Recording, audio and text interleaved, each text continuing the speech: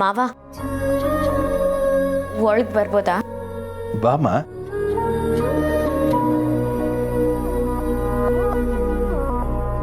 ನೀನು ಇಲ್ಲಿಗೆ ಬರೋದಕ್ಕೆ ನನ್ನ ಪರ್ಮಿಷನ್ ಕೇಳೋ ಅವಶ್ಯಕತೆ ಇಲ್ಲಮ್ಮ. ಯಾವಾಗ ಬೇಕಾದರೂ ಬರ್ಬೋದು.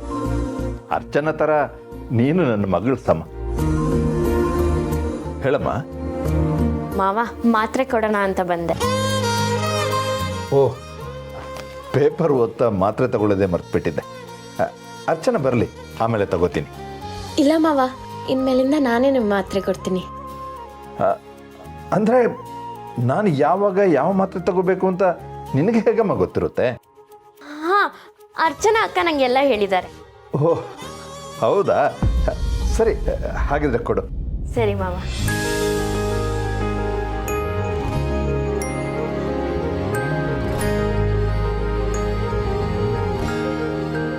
ಮಾವ, ಇದು ಬೆಳಗ್ಗೆ ತಿಂಡಿಗೆ ಮುಂಚಿನ ಮಾತ್ರೆ.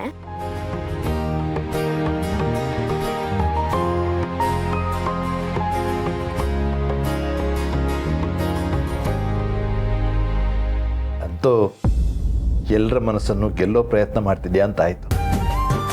ಹ್ಞೂ ಮಾವ, ಯಾರ್ಯಾರಿಗೆ ಏನೇನು ಇಷ್ಟ, ಯಾರ್ಯಾರ ಮನ್ಸು ಹೆಂಗೆ ಗೆಲ್ಬೇಕು ಅಂತ ಅರ್ಚನಾ ಅಕ್ಕ ಎಲ್ಲ ಹೇಳಿದ್ದಾರೆ. ಹೌದಾ? ಎಲ್ಲರ ಮನಸ್ಸನ್ನು ಗೆಲ್ಲೋದಕ್ಕಿಂತ ಮುಖ್ಯವಾಗಿ ನೀನು ಚಿರು ಮನಸ್ಸನ್ನು ಗೆಲ್ಲಬೇಕು. ಅದಕ್ಕೇನು ಪ್ರಯತ್ನ ಮಾಡ್ತಿದ್ದೀಯ?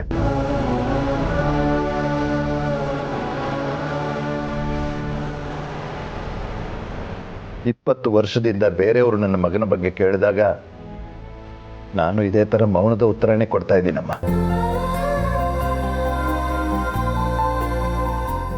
ನಾನು ಅವನ ಮನಸ್ಸನ್ನು ಗೆಲ್ಲೋಕೆ 20 ವರ್ಷಗಳಿಂದ ಪ್ರಯತ್ನ ಪಡ್ತಾನೇ ಇದ್ದೀನಿ. ಆದರೆ ಸಾಧ್ಯ ಆಗ್ತಾ ಇಲ್ಲ, ಸೋಲ್ತಾನೇ ಇದ್ದೀನಿ. ಅಂಥದ್ರಲ್ಲಿ ನೀನು ಅವನ ಮನಸ್ಸನ್ನು ಗೆಲ್ಲೋದಕ್ಕೆ ಪ್ರಯತ್ನ ಮಾಡ್ತಾ ಇದೀಯ. ನನ್ನ ಕೈಯಿಂದನೂ ಆಗಲ್ಲ, ನಾನು ಸೋಲ್ತೀನಿ ಅಂತಿದ್ದೀರಾ ಮಾವ? ಖಂಡಿತ ಇಲ್ಲಮ್ಮ. ನನ್ನ ಕೈಲಿ ಆಗದೆ ಇರೋದು ನಿನ್ನ ಕೈಲಿ ಆಗ್ಬೋದಲ್ಲ. ಆದರೆ ಅವ್ರ್ಯಾಕೆ ನಿಮ್ಮ ಜೊತೆ ಮಾತಾಡಲ್ಲ?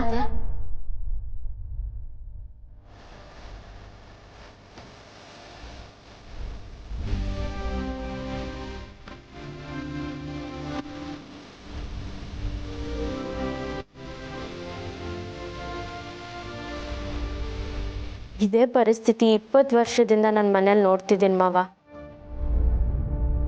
ನಂಗಿದ್ರ ಪರಿಚಯ ಇದೆ. ಅಳ್ಬೇಡಿ, ಕಣ್ಣೀರು ಓಡಿಸ್ಕೊಡಿ.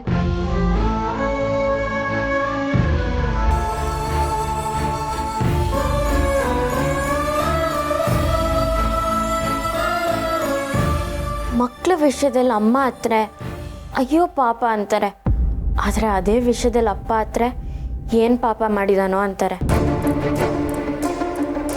ಈ ಸಮಾಜ ಅಪ್ಪನ ನೋಡೋದ್ ರೀತಿನೇ ಬೇರೆ ಮಾವ. ನಿನ್ನ ಮನಸ್ಸು ಸುಂದರವಾಗಿದೆಯಮ್ಮ. ಆ ಮನಸ್ಸಿಂದ ಯಾರನ್ನ ಬೇಕಾದರೂ ಗೆಲ್ಬೋದು, ನನ್ನ ಮಗನ್ನು ಕೂಡ. ಹ್ಞೂ ಮಾವ, ನಾನು ನನ್ನ ಕೈಲಾದ ಪ್ರಯತ್ನನ ಮಾಡ್ತೀನಿ. ಆಗ್ಲಮ್ಮ, ಆದಷ್ಟು ಬೇಗ ನಿನ್ನ ಆಸೆ ಕನಸು ಈಡೇರಲಿ ಅಂತ ಈ ಜೀವ ಯಾವತ್ತೂ ಆಶಿಸುತ್ತೆ. ಸರಿ ಮಾವ, ಇನ್ನು 10 ನಿಮಿಷ ಬಿಟ್ಟು ತಿಂಡಿಗೆ ಬನ್ನಿ. ನಿಮ್ಗೆ ಇಷ್ಟವಾಗಿರೋದನ್ನೇ ಮಾಡಿರ್ತೀನಿ. ನನ್ನ ಇಷ್ಟಕ್ಕಿಂತ ಚಿರಾಗ್ಗೆ ಏನು ಇಷ್ಟನೋ ಅದನ್ನು ಮಾಡಮ್ಮ.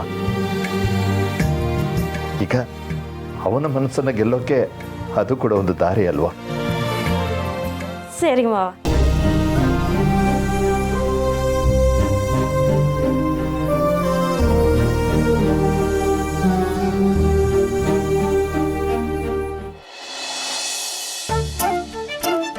ತಿಂಡಿ ಮಾತ್ರ ಸೂಪರ್ ಆಗಿದೆ.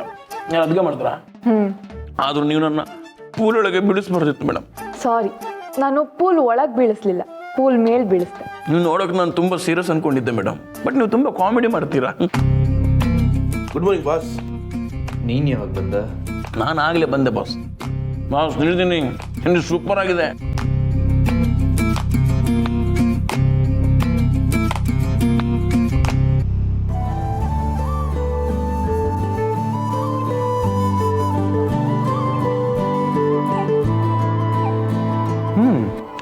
ತಿಂಡಿ ಸಖತ್ತಾಗಿದೆ ಅಚ್ಚು.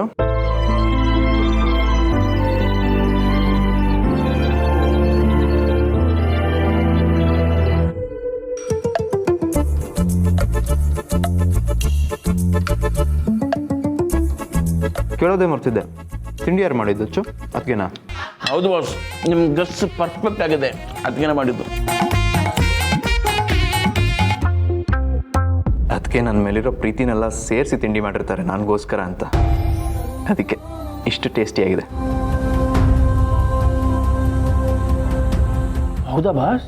ಪಾಪ ಅದಕ್ಕೆ ಬಿಸ್ನೆಸ್ಸಲ್ಲಿ ಅಷ್ಟು ಬ್ಯುಸಿ ಇದ್ರೂ ನಾನು ತಿಂತೀನಿ ಅನ್ನೋ ಕಾರಣಕ್ಕೆ ಇಷ್ಟು ಚೆನ್ನಾಗಿ ಅಡುಗೆ ಮಾಡಿಟ್ಟಿದ್ದಾರಲ್ಲ, ಇದರಲ್ಲೇ ಗೊತ್ತಾಗುತ್ತೆ ಅದಕ್ಕೆ ನನ್ನ ಮೇಲೆ ಎಷ್ಟು ಪ್ರೀತಿ ಇದೆ ಅಂತ.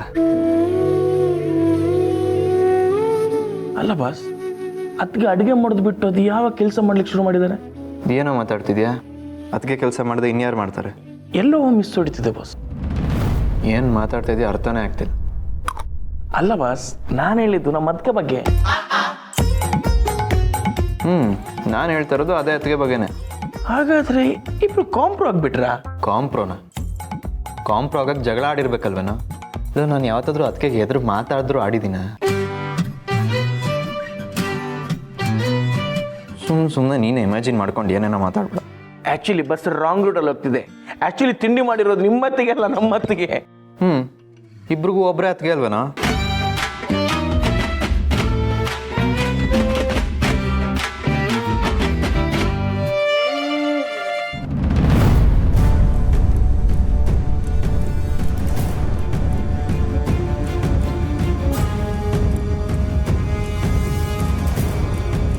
ನೀನು ಹೇಳಿದ್ದು ಯಾವತ್ತಿಗೆ ಬಗ್ಗೆ? ದೀಪತ್ಗೆ.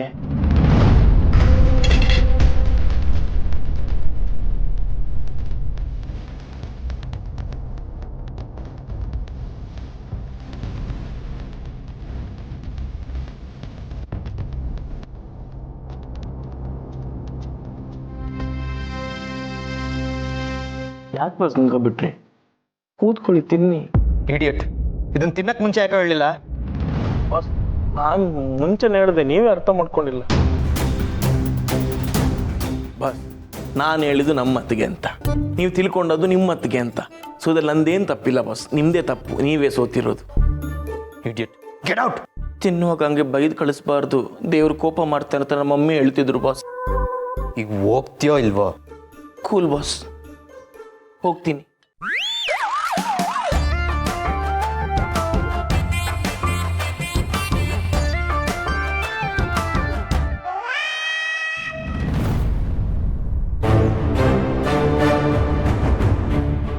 ಚಿರು, ನೀನು ದೀಪಾಗಿ ಇವಾಗ ಬೈಯೋ ಹಾಗಿಲ್ಲ, ಯಾಕೆಂದ್ರೆ ನೀನು ಅವಳು ಮಾಡಿರೋ ತಿಂಡಿನ ತಿಂದಿದ್ಯಾ.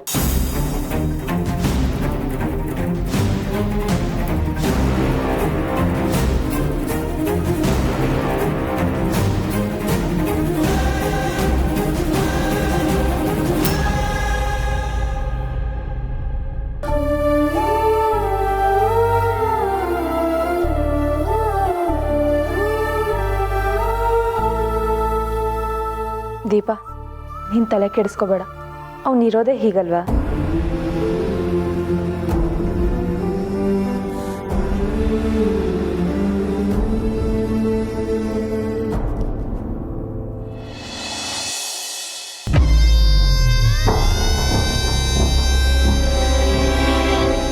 ಮಿಸ್ಟರ್ ಜಯರಾಮ್, ಬಾ ಬಾ ಬಾ.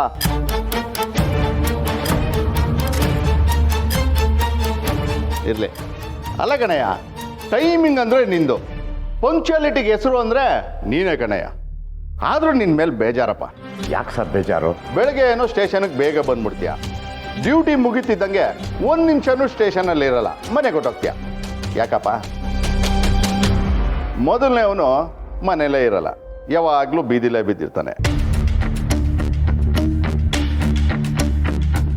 ಎರಡನೇವಳು ಯಾವನೋ ಜೊತೆ ಓಡೋಗಿದ್ದಾಳೆ. ಇನ್ನು ಮೂರನೇವಳು ಶ್ರೀಮಂತರ ಮನೆಯಲ್ಲಿ ಮದುವೆ ಆಗಿ ಆರಾಮಾಗಿ ಸೆಟ್ಲ್ ಆಗ್ಬಿಟ್ಟಿದ್ದಾಳೆ.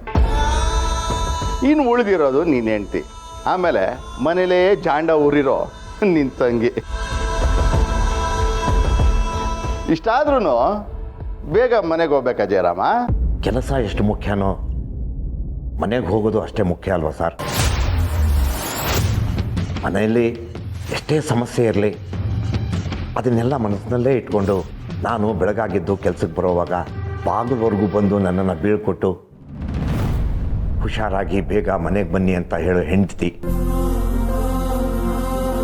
ಸಂಜೆ ಆಯ್ತಿದ್ದಂಗೆ ಬಾಗಿಲತ್ರ ಬಂದು ನಾನು ಎಷ್ಟೊತ್ತಿಗೆ ಬರ್ತೀನೋ ಅಂತ ಕಾಯ್ತಾ ಇರ್ತಾಳೆ. ಆ ಮನಸ್ಸಲ್ಲಿ ಕಾತರ, ಆತಂಕ, ಪ್ರೀತಿ ಎಲ್ಲ ಇರುತ್ತೆ. ಆ ಹೆಂಡತಿ ಅನ್ನೋ ಒಂದೇ ಒಂದು ಜೀವಕ್ಕೋಸ್ಕರ ಈ ಗಂಡ ಆದವನು ಬೇಗ ಮನೆಗೆ ಹೋಗ್ಬೇಕಲ್ವಾ ಸರ್? ಸಖತ್ತಾಗಿ ಹೇಳಿದ್ರಿ ಜಯರಾಮಣ್ಣ. ಸರ್, ನಾವಿಲ್ಲಿ ದುಡಿದ್ರೆ ಹೆಂಡತಿ ಮನೇಲಿ ದುಡಿತಾಳೆ. ನಮಗಾದರೂ ರಜಾ ಅಂತ ಸಿಗುತ್ತೆ, ಹೆಂಡತಿಗೆ ಯಾವ ರಜಾನೂ ಸಿಗಲ್ಲ ಸರ್. ಅವಳು ಹುಷಾರಿಲ್ಲದೆ ಕಾಯಿಲೆ ಮಲಗಿದಾಗಲೇ ಅವಳಿಗೆ ರಜಾ ಸಿಗೋದು. ಪ್ರಪಂಚದಲ್ಲಿ ಗಂಡ, ಮನೆ, ಮಕ್ಕಳು ಇಷ್ಟೇ, ಇದೇ ಸರ್ವಸ್ವ ಅಂದ್ಕೊಂಡಿರ್ತಾರೆ ಸರ್. ಯಾವ ಸ್ವಾರ್ಥನೂ ಇಲ್ಲದೆ ನಿರಂತರವಾಗಿ ದುಡಿಯೋ ಏಕೈಕ ಜೀವ ಅಂದರೆ ಅದು ಹೆಂಡತಿ ಸರ್. ವಾರೇ ವಾ, ಸೂಪರ್ ಸೂಪರ್ ಡೈಲಾಗ್ ಕಣಯ್ಯ. ಅಲ್ಲ, ಇಷ್ಟು ವಯಸ್ಸಾದರೂ ಹೆಂಡತಿ ಮೇಲೆ ಪ್ರೀತಿ ಇಟ್ಟಿದೆಯಲ್ಲ, ಮೆಚ್ದೆ ಕಣಪ್ಪ. ವಯಸ್ಸಾಗೋದು ಮನುಷ್ಯಂಗೆ ಹೊರತು ಮನಸ್ಸಿಗಲ್ವಲ್ಲ ಸರ್. ಸರಿ ಕಣಪ್ಪ. ಜಯರಾಮ, ನಿನ್ನ ಪ್ರೀತಿನೇ ಗ್ರೇಟ್ ಕಣಯ್ಯ. ಒಂದು ಇಂಪಾರ್ಟೆಂಟ್ ಕೇಸ್ ಇದೆ, ಬಾ. ಶ್ರೀಕಂಠ, ನೀನು ಬಾ. ಹಾಗೆ ಇನ್ನೂ ಒಂದಿಬ್ಬರು ಸಿಬ್ಬಂದಿನ ಕರ್ಕೊಳ್ಳಿ, ಓಡಬೇಕು. ಸರ್, ಅಷ್ಟೊಂದು ಸಿಬ್ಬಂದಿ ಬೇಕಾ ಸರ್? ಹೌದು, ಇದು ಕಳ್ತನದ ಕೇಸು, ತುಂಬ ಸ್ಟ್ರಾಂಗ್ ಆಗಿದೆ. ಅದು ಅಲ್ಲದೆ ಮನೇಲಿರೋ ಮೇನ್ ಪಿಲ್ಲರೇ ಇದಕ್ಕೆ ಇನ್ವಾಲ್ವ್ ಆಗಿದ್ದಾನೆ ಅಂತ ಸ್ಟ್ರಾಂಗಾಗಿ ಕೇಸ್ ಹಾಕ್ಬಿಟ್ಟಿದ್ದಾರೆ. ಇಂಥದನ್ನೆಲ್ಲ ಹ್ಯಾಂಡ್ಲ್ ಮಾಡೋದಕ್ಕೆ ನೀನೇ ಸರಿಯಾದ ವ್ಯಕ್ತಿ. ನೀನು ಮೊದಲು ಬಾ. ಶ್ರೀಕಂಠ. ಶ್ರೀಕಂಠ, ಏನಂತೆ ಕೇಸು? ಗೊತ್ತಿಲ್ಲ ಸಾಹೇಬ್ರು ಏನು ಅಂತಲೂ ಹೇಳ್ತಾ ಇಲ್ಲ. ಡ್ಯೂಟಿಗೆ ಬಂದಿದ್ದೀವಿ, ಯಾವ ಕೇಸ್ ಆದ್ರೆ ನಮಗೇನು? ನಡಿ.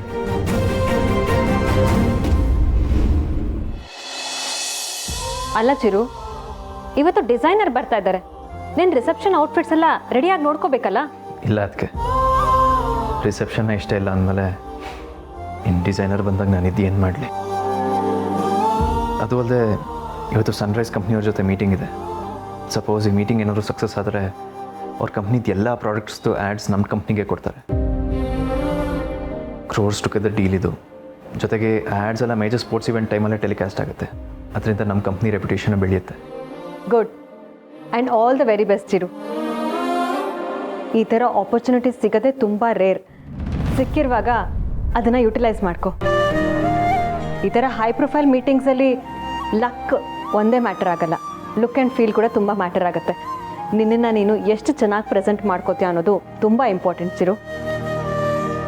ಸೊ ಅವ್ರು ನಿನ್ನ ನೋಡಿದ ತಕ್ಷಣ ಇಂಪ್ರೆಸ್ ಆಗೋ ಥರ ಔಟ್ಫಿಟ್ ಹಾಕ್ಕೊಂಡು ಹೋಗು.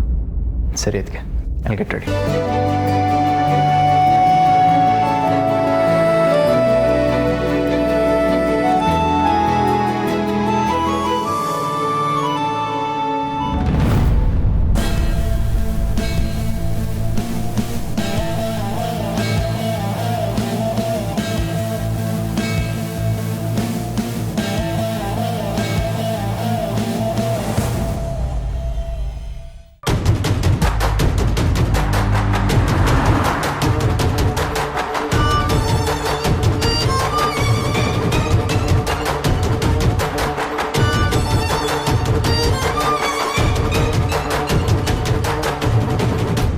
ಸರ್, ನಮ್ಮನ್ನೆಲ್ಲ ಕರೆದ್ರಿ, ಜೀಪಲ್ಲಿ ಕೂರಿಸ್ಕೊಂಡ್ರಿ, ಸರಿ. ಈ ಲೇಡಿ ಪಿ ಸಿ ಪೂರ್ಣಿಮಾ ಅವ್ರು ಯಾಕೆ ಸರ್? ಜಯರಾಮ, ಕೇಸಲ್ಲಿ ಇನ್ವಾಲ್ವ್ ಆಗಿರೋದು ಒಬ್ಳು ಲೇಡಿ, ಅದಕ್ಕೆ ಲೇಡಿ ಕಾನ್ಸ್ಟೇಬಲ್ನ ಕರ್ಕೊಂಡು ಹೋಗ್ತಾ ಇದೆ. ನಮ್ಮೂರಲ್ಲಿ ಕಳ್ತನ ಮಾಡುವಂಥ ಲೇಡೀಸ್ ಯಾರಿದ್ದಾರೆ ಸರ್?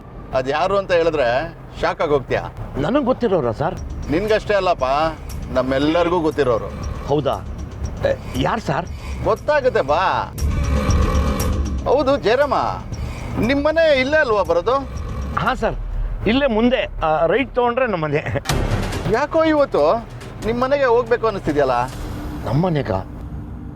ಯಾಕೆ ಸರ್? ಅಯ್ಯೋ, ಗಾಬರಿ ಆಗ್ಬೇಡಪ್ಪ. ನಿಮ್ಮನೆ ಕಾಫಿ ತುಂಬ ಚೆನ್ನಾಗಿರುತ್ತಲ್ವಾ, ಅದಕ್ಕೆ ಕುಡಿಬೇಕು ಅನ್ನಿಸ್ತು. ಬೆಳಗ್ಗೆ ತಿಂಡಿ ಏನೋ ತಿಂದೆ, ಕಾಫಿನೇ ಕುಡಿಯೋಕ್ಕಾಗಲಿಲ್ಲ. ನನ್ನ ಹೆಂಡತಿ ಕಾಫಿ ಕೊಡೋದೇ ಮರ್ತೋದ್ಲು. ಅದಕ್ಕೇನಂತೆ ಸರ್? ಬನ್ನಿ ಸರ್, ಹೋಗೋಣ ಮನೆಗೇನೆ. ಹಾಂ, ಮನೆಗೆ ಫೋನ್ ಮಾಡಿ ಹೇಳ್ಬಿಡಪ್ಪ.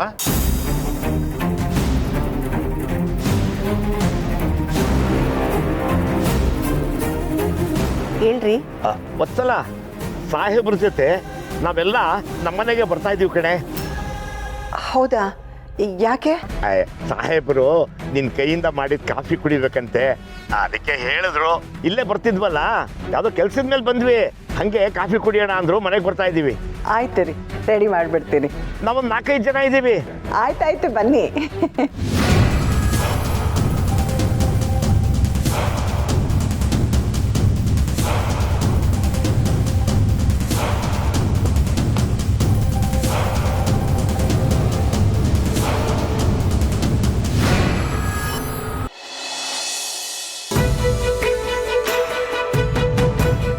ಅರೆ ಸೂಟು ಗುರುಗ ಅಲ್ಲ ಚಿರು, ಏನಮ್ಮ ಇವತ್ತು ವಿಶೇಷ?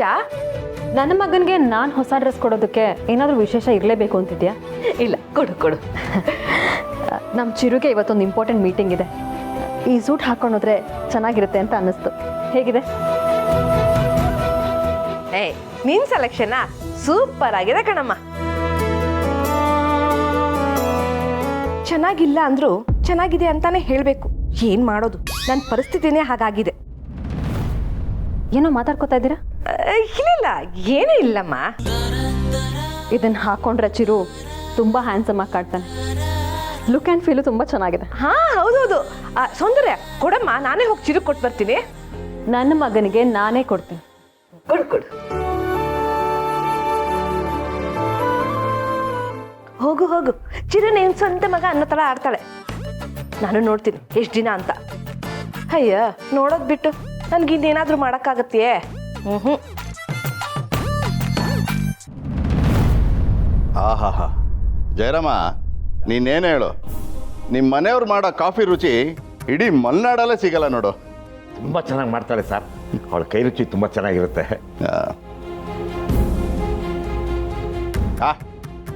ಡ್ಯೂಟಿ ಶುರು ಹಚ್ಕೊಳ್ಳೋಣ. ಹಾಂ ಸರ್, ಬನ್ನಿ ಸರ್, ಹೊರಡೋಣ. ನನ್ನ ಹೆಂಡತಿ ಮಾಡಿಕೊಟ್ಟಿದ್ದ ಕಾಫಿ ಕುಡಿದು ಈ ಮೈಯಲ್ಲಿ ಚೈತನ್ಯ ಬಂದ್ಬಿಟ್ಟಿದೆ. ನಾನೇ ಆ ಕಳ್ಳಿನ ಅರೆಸ್ಟ್ ಮಾಡಿ ಕೈಗೆ ಕೋಳ ತೊಡಿಸ್ತೀನಿ. ಜಯರಾಮ, ಕೊಟ್ಟು ಮಾತು ಉಳಿಸ್ಕೊಬೇಕು. ಹೌದು ಸರ್. ಜಯರಾಮ, ನಾವೀಗ ಹೋಗ್ತಾ ಇರೋದು ಎಲ್ಲಿ ಗೊತ್ತಾ? ಅಲ್ಲಿ ಹೋದ್ಮೇಲೆ ಹೇಳ್ತೀನಿ ಅಂತ ನೀವೇ ಹೇಳಿದ್ರಲ್ಲ ಸರ್. ಈಗ ಹೇಳ್ತೀನಿ ಕೇಳು. ನಾವು ಕಳ್ಳಿನ ಹಿಡಿಬೇಕಾಗಿರೋದು ಇದೇ ಮನೇಲಿ.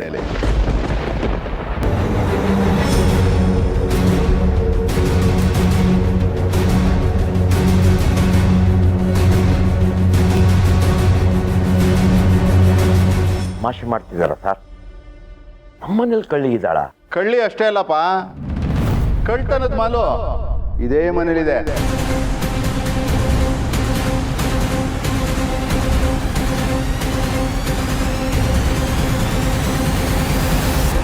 ಏನು ಹೇಳ್ತಿದ್ದೀರಾ ಸರ್? ನಿಮ್ಮ ಮನೆಯವರು ಅಂದ್ರೆ ಶ್ರೀಮತಿ ವತ್ಸಲ ಅವರು ಯಾರ್ದೋ ಬ್ರೇಸ್ಲೆಟ್ ಕದ್ದಿದ್ದಾರೆ ಅಂತ ನಮಗೆ ಕಂಪ್ಲೇಂಟ್ ಬಂದಿದೆ.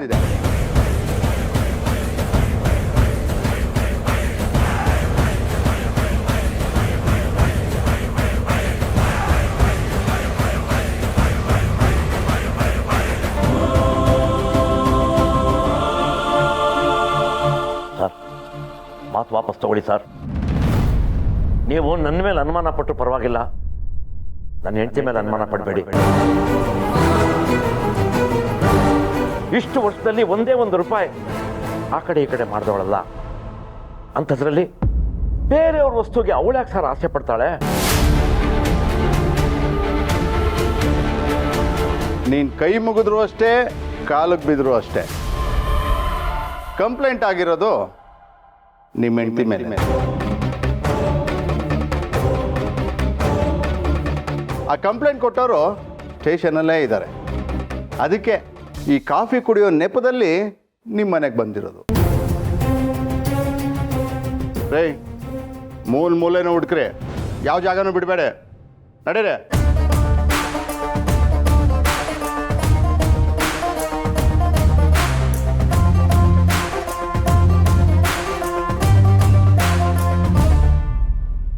ಯಾರು ಸರ್ ನನ್ನ ಹೆಂಡತಿ ಮೇಲೆ ಕಂಪ್ಲೇಂಟ್ ಕೊಟ್ಟಿರೋದು? ನಾನೇ ಕಂಪ್ಲೇಂಟ್ ಕೊಟ್ಟಿರೋದು.